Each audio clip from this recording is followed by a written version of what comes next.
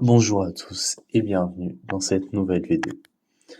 Aujourd'hui, nous partons pour un quatrième épisode de cette série dont je vous promets le nom depuis un moment, mais que je n'ai toujours pas trouvé. Alors, si vous avez décidé, je vous laisse les proposer en commentaire. Cette série de vidéos, je l'ai commencée avec Maître Hiromu Shizuki, puis Jigoro Kano. Et maintenant, nous allons découvrir la vie du créateur du Karate Kyokushinkai, Masutatsu Oyama.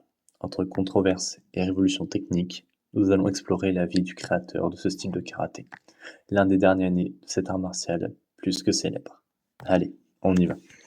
Son histoire commence en Corée, lorsqu'elle était encore gouvernée par le Japon, dans le village de Hwaryong, dans la commune de Yongji, le 27 juillet 1923. Il naît sous le nom de Choi Young-hoi. Il naît dans une famille d'aristocrates coréennes. Son père, Sun Yang, est alors maire de la ville de Gimji.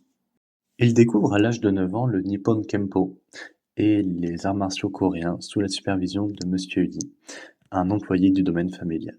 Très jeune, il fut influencé par la biographie et la vie d'Otto von Bismarck. À 14 ans, son père l'envoie au Japon, dans une école militaire de Yamanashi, à Tokyo. Il suit l'enseignement de plusieurs maîtres d'arts martiaux, parmi lesquels le célèbre Isshin Funakoshi, tout en suivant les cours de l'université Waseda, à laquelle il est inscrit en 1946. Il suit les cours de la School of Education. Il aurait d'ailleurs remporté en 1947 la All Japan Tournament, réunissant tous les styles de karaté. Vers ses 20 ans, il obtient son troisième dan et pratique le judo à l'académie militaire. Sur les conseils de Sonaichu, expert en Goju-Ryu, il s'exile 3 ans pour méditer dans les monts Kiyosumi, accompagné d'un de ses élèves, Yashiro. Isolé du reste du monde, il a pour seul contact Monsieur Kayama, qui les ravitaille régulièrement. Il s'impose une discipline de fer et un entraînement rigoureux, puissant dans les formes anciennes coréennes, le travail des coups de pied auquel il ajoute les balayages et les attaques aux jambes. Le Goju-Ryu lui inspire des techniques de poing et le travail respiratoire, et il tire du Shotokan les principes de base du mouvement linéaire, et y ajoute, pour les gradés, des formes circulaires du Takiken de maître Kenichi Sawai. Yarisho craque au bout de 6 mois, et son mécène doit lui aussi abandonner au bout de 14 mois, l'obligeant ainsi à mettre un terme à son épreuve. Quant à Matsutatsu Oyama, il revient à la civilisation en 1950.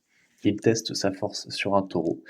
Il en affrontera d'ailleurs 52 dans sa vie et en tuera 3, se contentant le plus souvent de leur briser les cornes du tranchant de la main. En 1952, il entame une tournée triomphale de démonstrations et de défis aux États-Unis, puis en Asie, en affrontant karatékas, boxeurs, lutteurs et autres adversaires qu'il domine largement. En 1953, il ouvre le premier dojo dans un quartier de Tokyo, Meijiro. En 1964, il voit l'ouverture du premier dojo, donc le premier Onbu Dojo. Et c'est en fait seulement à cette date que Maître Oyama donne à son style le nom de Kyokushinkai. Les combats se déroulent au chaos, la casse et l'endurance servent aux élèves à se tester et se surpasser. Kyo et kata y sont les outils principaux permettant à chacun de progresser dans le Kyokushinkai. Ce style est basé sur 3 choses: une condition physique plus que bonne, une résistance à la douleur importante et un mental à toute épreuve. Masutatsu Oyama meurt finalement le 26 avril 1994 à Tokyo. Maintenant que vous connaissez un peu mieux sa personne, nous allons parler des controverses qui l'entourent. Déjà, Masutatsu Oyama déclare avoir gagné le All Japan Tournament en 1947, c'est-à-dire pendant la période où les arts martiaux étaient interdits par les Américains, après leur victoire sur le Japon pendant la Seconde Guerre mondiale. Et la première édition de ce tournoi fut gagnée par Hirokazu Kanawasa et n'a seulement eu lieu qu'en 1957. Idem pour ses nombreux combats aux États-Unis, où aucune source n'existe vraiment sur ceux-ci. Le récit de sa retraite dans la montagne japonaise a aussi été critiqué par ses élèves. Quant au film censé démontrer sa supériorité sur un taureau, on y voit en fait Masutatsu Oyama se battre contre un buffle, c'est-à-dire un animal de travaux dans les champs, très calme, apprivoisé et habitué à la présence humaine.